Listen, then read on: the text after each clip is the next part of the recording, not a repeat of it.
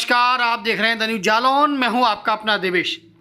The news Jalaun पर आज विशेष coverage है जनपद जालौन के रामपुरा किले से। जी हां, आन बान शान से खड़ा ये किला अपनी ओर बरबस दर्शकों को आकर्षित करता है। द न्यूज जालौन पर आज विशेष कवरेज है रामपुरा किले से। रामपुरा किला लगभग 13वीं और 14वीं शताब्दी का बना ये किला आज भी अपने पूरे आन बान शान से खड़ा है। आज भी यहाँ पर राजघराने के राजवंश के लोग रहते हैं। रामपुरा किले की अगर हम बात करें तो इसका गौरवशाली इतिहास भी है। दरअसल उत्तर प्रदेश सरकार ने पर्यटन की दृष्टि से जालौन जिले के 2 किलों को संरक्षित किया है, रामपुरा का किला और जगम्बलपुर का किला। ये देखिए, आप तस्वीरों में देखिए, आज भी 700 साल गुजर जाने के बाद आज भी अपनी पूरी आन बान शान के साथ खड़ा है। रामपुरा का ये किला पर्यटकों को अपनी ओर आकर्षित करने के लिए, उनका मन लुभाने के लिए आज भी खड़ा है। किले के बीचों बीच बना यह मंदिर आस्था, भक्ति और श्रद्धा का केंद्र है। कभी इस मंदिर में राजघराने की राजपूतानियाँ और जो राजा थे वो यहाँ आकर पूजा करते थे। राजघराने के लोग यहाँ पूजा करते थे। ये देखिए, अपने आप में दिलचस्प मनमोहक तस्वीरें द न्यूज जालौन पर इस वक्त की जो तस्वीरें हैं आप देखिए, ये रामपुरा किले से हैं। अलाउद्दीन खिलजी के समय से का बना ये किला अब पर्यटन की दृष्टि से लोगों को अपने आप आकर्षित करने वाला ये कुआं है। महल के बीचों बीच बना ये कुआं, कभी इससे पानी की सप्लाई होती थी और आज भी इससे पानी की सप्लाई होती है। फ़र्क सिर्फ इतना है कि पहले बाल्टियों से खींचा जाता था, लेकिन अब इसमें इलेक्ट्रॉनिक सबमर्सिबल का इस्तेमाल करके पूरे महल में ये झरोखा देखिए, कभी इस झरोखे से राजघराने के लोग अपनी प्रजा को देखते थे। देखिए खास रिपोर्ट। उत्तर प्रदेश सरकार ने बुंदेलखंड में 31 किले संरक्षित किए हैं, जिसमें जालौन जिले के 2 किले हैं। और इन 2 किलों में से आज एक किले से हम आपको रूबरू कराने जा रहे हैं। उस किले के इतिहास से भी हम आपको रूबरू कराएंगे कि इस किले का इतिहास क्या रहा है, यहाँ के राजा महाराजाओं की गौरवशाली कथा क्या कहती है, वो हम आपको सुनाएं। उनके वंशजों से हम आपको मिलवाएंगे। द न्यूज जालौन पर आज विशेष कवरेज, एक किला जालौन के नाम। आज मुलाकात है जालौन के रामपुरा किले से।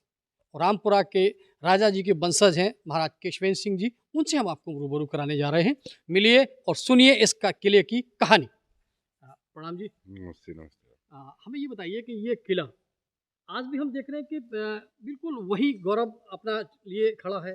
400 साल गुजर जाने के बाद भी आखिर ऐसा कैसे? नहीं, 400 से ज़्यादा। ये असल में लगभग अलाउद्दीन खिलजी के टाइम का बना हुआ है। 1300 कुछ का है, तो अब लगभग 700 साल से ऊपर के हो गया है। और हम लोग पिछले 14 पीढ़ी से इसी में रह रहे हैं। अब पर्यटन का थोड़ा बहुत लग रहा है कि आगे बढ़ावा होगा उसका, इसलिए हम अपने तरफ से इसका धीरे धीरे इसका जीर्णोद्धार कर रहे हैं। और उम्मीद है कि 2024 के लास्ट तक या 2025 तक इतना हम तैयार कर लें कि ये एक पर्यटक क्षेत्र बन जाए और एक राजस्थान जैसा एक होटल रूप में विकसित हो जाए और लोगों को मौका मिले इस क्षेत्र को देखने के लिए, यहाँ रहने के लिए और इस किले का मज़ा लेने का लुत्फ़ मिले। अच्छा, आपने अपने पूर्वजों से सुना होगा इस किले की गौरव गाथा के बारे में, तो खुद थोड़ा सा हमारे दर्शकों को बताइए कि इस किले की गौरव गाथा क्या रही है, क्या इतिहास रहा है? अब असल में अगर आप इतिहास देखेंगे तो जमुना जी के इस तरफ ही हैं किले, उस तरफ कोई किले नहीं है। क्योंकि उस तरफ सब जितने आक्रमण हुए, चाहे मुगलों के हुए हों, चाहे अंग्रेज़ों के हुए हों, चाहे जितने भी तैमूर के टाइम से हुए हों, तो वहाँ लोगों को मौका मिला नहीं है कि बड़े बड़े किले बना दें, क्योंकि वो ध्वस्त हो जाते थे आक्रमण में। केवल जमुना के इस पार बने हैं। और बुंदेलखंड में हमारे ख्याल में संख्या में सबसे ज़्यादा बुंदेलखंड में ही है। साइज़ के हिसाब से ज़रूर राजस्थान से छोटे हैं, लेकिन संख्या में राजस्थान से ज़्यादा हैं यहाँ पे। लेकिन एक बड़ी विडंबना है कि उत्तर प्रदेश सरकार ने कभी पर्यटन को एक आय का स्रोत या लोगों को रोज़गार देने का स्रोत उसको समझा नहीं है। जैसे राजस्थान में पर्यटन को बिल्कुल आय का स्रोत बन गया है। लोगों को करोड़ों नौकरियां उससे मिलती हैं। हिमाचल में भी यही है, अब धीरे धीरे मध्य प्रदेश में हो गया है, उड़ीसा में हो गया है। यूपी में अभी भी बहुत हम लोग बहुत पीछे हैं। अच्छा, आज भी एक एक ऐसी चीज़ यहाँ इस किले के पास या किले के आसपास अगर हम कहें, तो एक ऐसी चीज़ मौजूद है जो पूरे समूचे विश्व में कहीं नहीं है, वो है 5 नदियों का संगम। 5 नदियों में संगम भी है और बीहड़ है। बीहड़ है। बीहड़ तो केवल यहाँ ही जी, है बस। जी।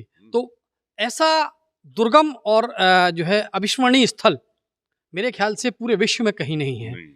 और ऐसे में आप उस गौरवशाली जो है वंश के आप वंशज हैं, तो कैसा महसूस करते हैं आप ये सारी चीज़ों को लेके? नहीं, ये तो गर्व की बात है कि हम लोगों के पास कुछ ऐसा संरक्षित करने का मौका मिला है कि हम लोग देश और दुनिया को ये दिखा सकते हैं कि बुंदेलखंड में कुछ बचा है अभी भी।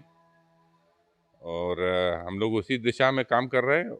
लगेगा हमारे काम में 2-4 साल और लगेंगे, लेकिन विश्व को दिखा देंगे कि बुंदेलखंड में भी कुछ है। तो निश्चित तौर पर महाराज केशविंद सिंह ने अपनी एक बहुत बड़ी बात कही है कि वो पूरे विश्व को ये बात दिखा देंगे कि बुंदेलखंड में भी कुछ है। यहाँ के गौरवशाली इतिहास से उनको रूबरू कराने के लिए ये चूँकि हमने पहले आपसे कहा था कि ये 16वीं शताब्दी का है, लेकिन नहीं, महाराज जी ने भी ये बताया कि ये 13वीं शताब्दी का है। लगभग 700 से अधिक सालों से पुराना ये किला है और इस किले को वो अब संरक्षित कर रहे हैं। चूँकि इनके पूर्वज भी इस किले को संरक्षित करते आए हैं और ये स्वयं चूँकि इतने व्यस्त रहते हैं, उत्तर प्रदेश सरकार में ये विधायक भी रहे हैं पिछली सरकारों में, तो उसके बाद भी ये इस अपने किले को संरक्षित कर रहे हैं। और सबसे बड़ी बात एक चीज़ और अपने दर्शकों को हम दिखाएँगे अभी कि कुछ ऐसी मूवमेंट्स हैं, बहुत पुरानी मूवमेंट्स हैं, जब किसी ज़माने में बिजली नहीं थी, कुछ नहीं था, लेकिन ठंडी हवा और पंखा वो जो हाथों से झला जाता था,